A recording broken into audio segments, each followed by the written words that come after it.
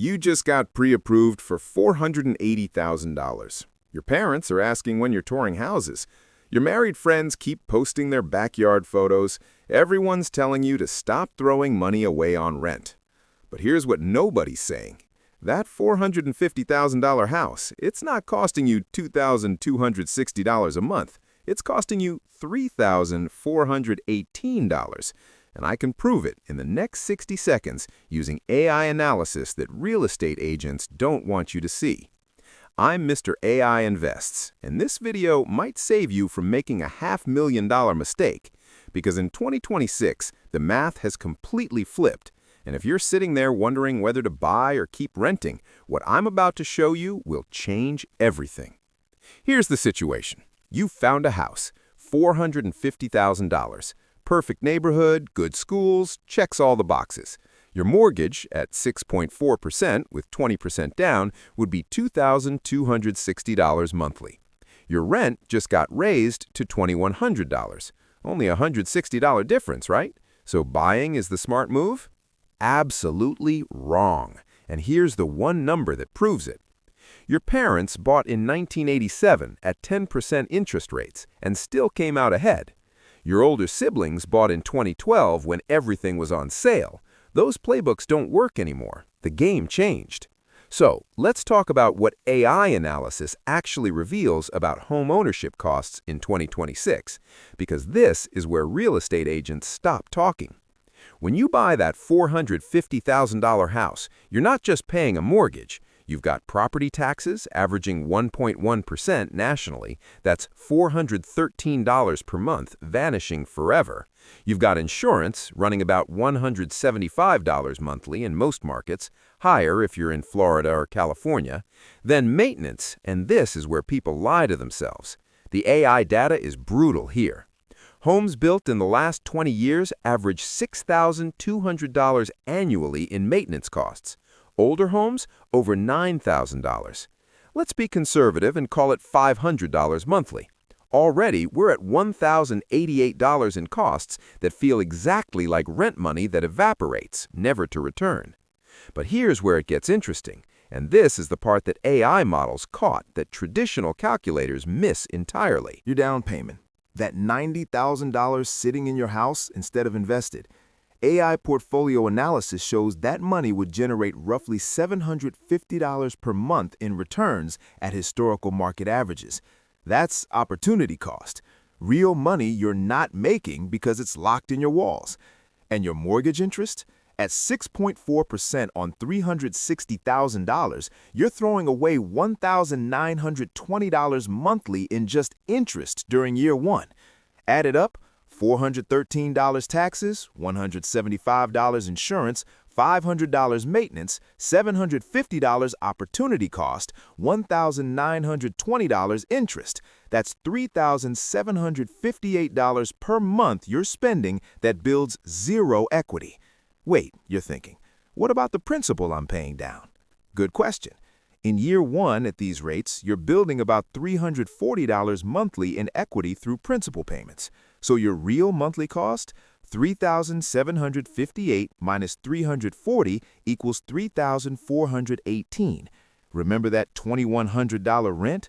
The gap isn't $160, it's $1,318 per month. That's $15,816 per year you're spending extra to own instead of rent. Over 10 years, we're talking $158,160 in additional costs before we even factor in what investing that difference would generate. And here's where AI projections get really interesting for 2026 specifically. Mortgage rates are expected to hover between 6.2% and 6.8% all year, according to aggregated forecasting models. They're not crashing back to 3%. That's not happening. Home prices are projected to increase just 1.4% nationally, barely keeping pace with inflation. Meanwhile, rent growth is actually slowing. Year-over-year rent increases are trending at just 2.8%, and in some markets, rents are dropping. Translation: the math is getting worse for buyers, not better. But everyone keeps saying you're building equity, you're getting tax deductions, you're not throwing money away. Let's kill these myths right now using actual 2026 numbers. The tax deduction myth. With the standard deduction at $29,200 for married couples, unless you're itemizing way above that, you're getting zero tax benefit from your mortgage. And even if you are itemizing, the benefit is marginal at best. AI tax optimization models show the average homeowner saves maybe $200 monthly, and that's generous. The equity building myth. Yes, you're building equity at the rate of about $340 monthly in year one.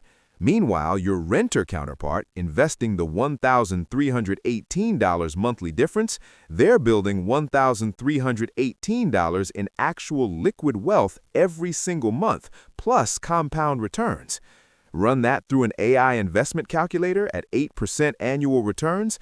After 10 years, the renter has accumulated $246,000 in investable assets. The homeowner has roughly $95,000 in home equity if appreciation stays at 3% annually. The renter is $151,000 wealthier. That's not a rounding error. That's a completely different financial life. Now, I know what some of you are thinking. What if home prices shoot up? What if there's another boom? Here's what AI predictive models show for 2026 and beyond. With inventory slowly increasing, construction ramping up in some markets, and demographic demand shifting, we're not looking at 2020-style appreciation. The models are predicting moderate growth, maybe 3 to 4% annually, which barely beats inflation. And here's the kicker. AI sentiment analysis of housing market participants shows that even real estate professionals privately expect a flat to slightly declining market in 2026 for many regions. But nobody says that out loud because commissions depend on transactions. If you're still watching, hit that like button real quick because we're about to get to the part where I tell you when buying actually makes sense. I'm not anti-home ownership. I'm anti-bad financial decisions. Buying makes sense in 2026 if and only if these conditions exist. 1. You're staying put for at minimum 12 to 15 years. Transaction costs on both ends will destroy you otherwise. 2. You're putting down 30 to 40% minimum. This dramatically reduces your interest costs and opportunity cost calculations. 3. Your monthly ownership costs using the real calculation I just showed you are within 10% of comparable rent. Not double, not 50% more, within 10%. 4. You have an additional 6 to 12 months of expenses saved beyond your down payment for emergencies, because that HVAC system will die, that roof will leak. AI maintenance prediction models are terrifyingly accurate about this. 5. You genuinely value the intangibles, stability, customization, roots, enough to pay a premium for them. And you understand you are paying a premium. If you don't check all 5 boxes, renting is mathematically superior in 2026. And here's something fascinating that AI analysis revealed. 38% of renters now say they're choosing to rent long-term not because they can't afford to buy, but because they've run the numbers and realized renting is the smarter play. That's a massive mindset shift. People are waking up. But the pressure is real. Your parents ask when you're going to stop wasting money. Your married friends post their closing day photos. Society still treats home ownership as the ultimate adulting achievement. Here's what you tell them. I did the math, and I'm choosing to build wealth differently. Because that's what this is, a choice between 2 wealth-building strategies. One ties up your capital in an illiquid asset with high carrying costs. The other keeps you flexible, liquid, and potentially wealthier. Neither is inherently wrong, but in 2026's specific market conditions, one is clearly ahead. So here's your action plan. Take any home you're considering, multiply the price by 0.08, divide by 12, that's your monthly break-even point. If rent is less than that number, rent and invest the difference. If ownership costs are genuinely less and you meet all 5 conditions I mentioned, then maybe buying makes sense. But don't lie to yourself about the numbers. Don't use a calculator that ignores opportunity cost. Don't pretend maintenance is optional. Don't assume rates will drop soon. Use 2026 reality, not 2012 nostalgia. Because here's the truth that AI analysis makes crystal clear. The next decade of wealth building won't look like the last decade. The people who win financially will be the ones who adapt to current conditions, not the ones following outdated playbooks. Your real estate agent isn't running these calculations for you. Your mortgage broker isn't showing you the opportunity cost spreadsheet. Your parents don't understand how different 2026 is from 1995. You have to do this math yourself. And once you see it, once you really see the full picture, you'll stop feeling guilty about renting. You'll stop feeling behind. You'll realize you're actually ahead. One last thing. The absolute worst reason to buy in 2026? Fear of missing out. Fear that prices will skyrocket and you'll be priced out forever. AI models show that fear is largely unfounded for most markets. This isn't 2020. Inventory is normalizing. Construction is catching up. Demographic trends are shifting. You're not missing the boat. You're avoiding the Titanic. So here's my challenge to you. Run your own numbers. Take the home price in your market, multiply by 0.08, divide by 12. Compare to comparable rent. Drop your results in the comments. Tell me your city, the break-even number, and what rent actually costs. Let's crowdsource the real data and see just how many markets actually favor buying in 2026, because I bet the results will shock you. And if this video just saved you from making a $450,000 mistake because someone told you renting was throwing money away, share it with one person who needs to hear this.